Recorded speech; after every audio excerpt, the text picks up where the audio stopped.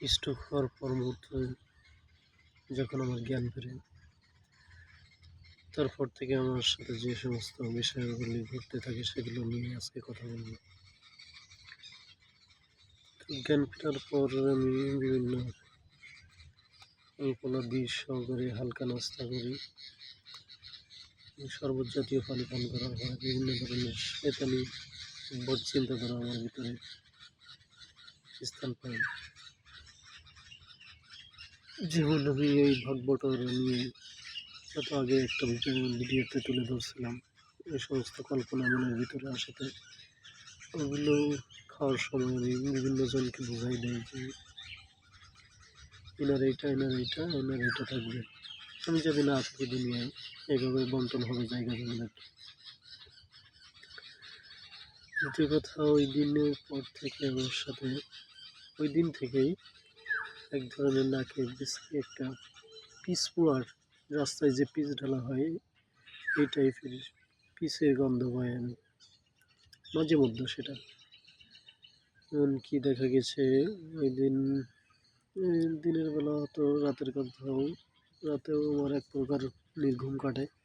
কখন কি হয় এই জন্য আমি আর ঘুমাই নাই সারা রাত। দোয়া করলাম, নামাজ ইত্যাদি, কোরআন তেলাওয়াত ইত্যাদির মাধ্যমে আমার ওই রাতটা কাটে। বিশেষ করে পরদিনও আমি মোবাইলে যে বাড়িতে আমি ছিলাম ওই বাড়িতে আমি কোরআন তেলাওয়াত আমার মোবাইলে আছে, অডিও চালিয়ে রাখি সকাল হওয়ার পর। এক পর্যায়ে আমি দেখতে পাই আমাদের চুলার ভিতরে সম্ভবত একটা জাদুকৃত বস্তু আমার নজরে আসে।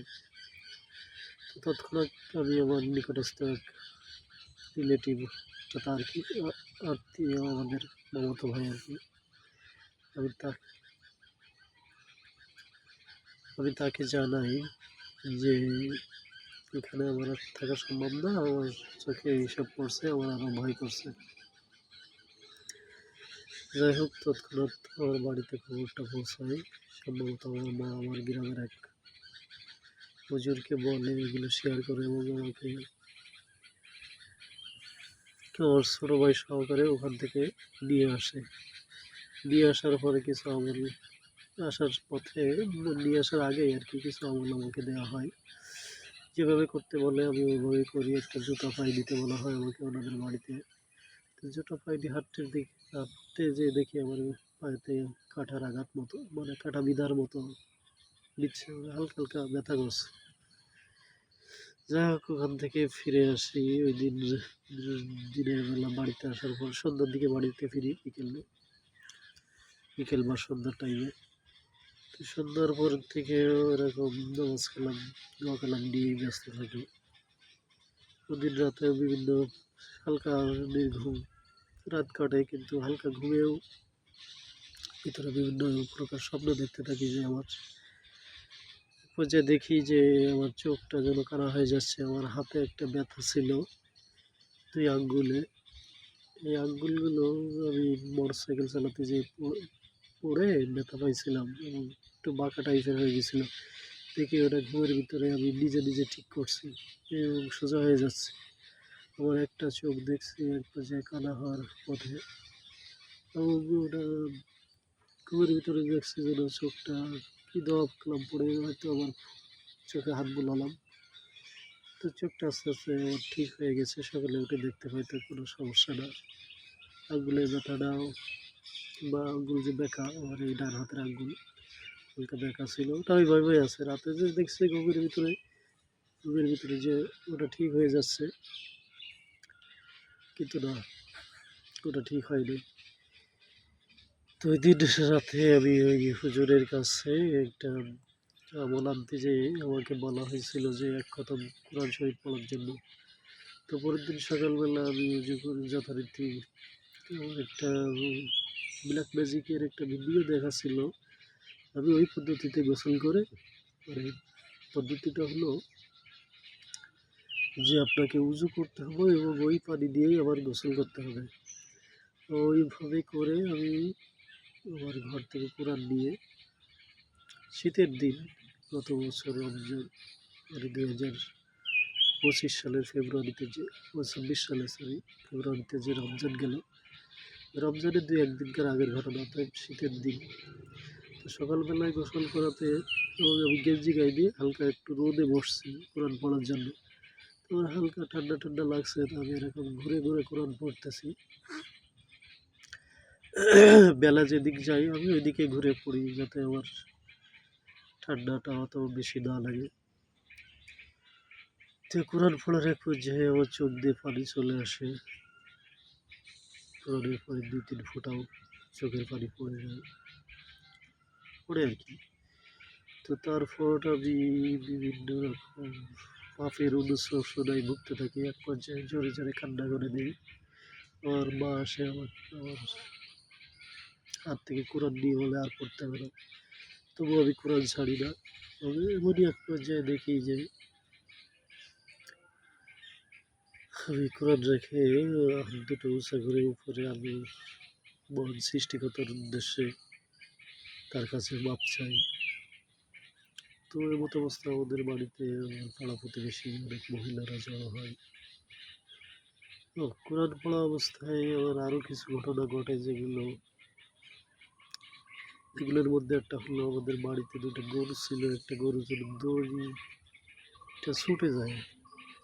কিছুক্ষণ আমি আমার পিছন দিকে তাকাই না কোরআন পড়া অবস্থায়, অনেক শব্দ শুনি যে গরু লাফালাফি করছে। এক পর্যায়ে গরুটাও ছুটে যায় এবং এক পর্যায়ে দেখা যায় হাঁস মুরগিগুলো ছোটাছুটি আরম্ভ করে। আমি অবশ্য ওই সময় আমার মাকে বলি যে গরুটা, প্রথম পর্যায়ে বললি গরুটা কোনো একটা গেট দিয়ে বের করে দেওয়ার জন্য। আমাদের বাড়িতে হালকা পাঁচিল মতো দেওয়া, অর্থাৎ 3টা গেট, যে কোনো একটা গেট দিয়ে আমি আমার মাকে বলি প্রথম পর্যায়ে গরুটা ছেড়ে দেওয়ার জন্য, সৎকার জারিয়া হিসেবে। কিন্তু পরবর্তীতে আমার মা রাজি না হয়, মুরগিগুলো ছোটাছুটি দেখে আমি ওটাও বলছি, তারপরে আবার নিজেই বলছি না এটা দিলে হবে না। তো যাই হোক, আল্লাহর কাছে ক্ষমা চাই। 2 হাত তুলে ক্ষমা চাওয়ার পরে আমি আমার ওয়াইফ এবং বাচ্চা ছিল তাদের সাথে আমার একটা পর্যায়ে যে খারাপ ব্যবহার করি, যে আমার ওয়াইফ আমার ছেলের নাম আমার মন মতো রাখি না এই জন্য। তো তখনও আমি তেমন কিছু বুঝতে পারছি না যে আমার ভিতরে অন্য কোনো শক্তি ভর করছে নাকি।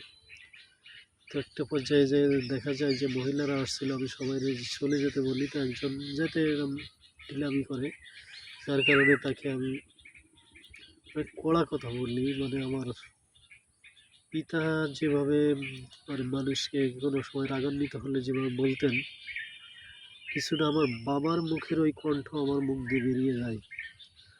তখন আমি কিছুটা অনুভব করি যে আমার আব্বার কণ্ঠ আমার মুখ দিয়ে বেরোচ্ছে।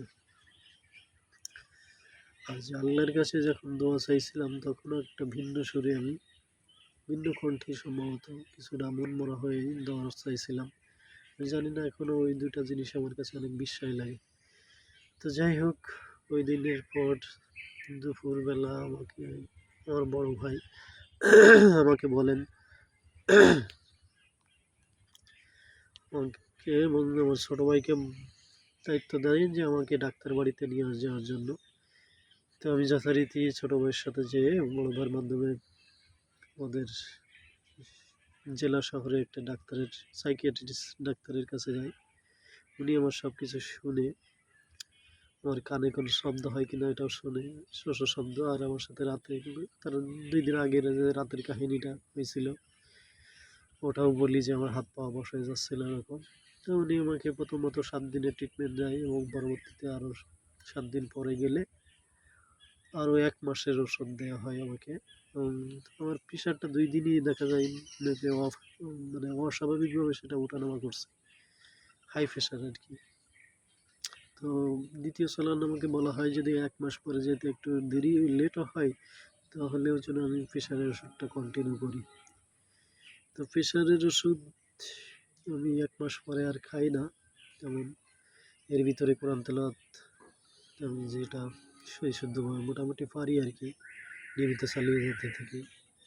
নামাজ কালামে মন দিয়ে করার চেষ্টা করি, যেহেতু আমি এক ধরনের মৃত্যু থেকে ফিরে আসছি। আমার মনটা অনেক ধর্মের দিকে আরও বেশি ধাবিত হয় এবং শারীরিক অসুস্থতার জন্য আল্লাহর কাছে প্রার্থনা করি এবং ধর্মবিরোধিতায় আরও আগের থেকে আর কি ধর্মে কর্মে মনোযোগ দেওয়ার চেষ্টা করি।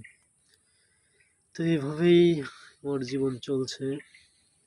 তো এর ভিতরে ব্ল্যাক ম্যাজিকের আরও কিছু উপসর্গ আমি এড়িয়ে গেছি। এখনো মাঝে মধ্যে আমাকে আমার ব্রেনটে অনেকটা ভুলে যায়, আমি ব্রেনটা অনেক কিছু রাখতে পারি না।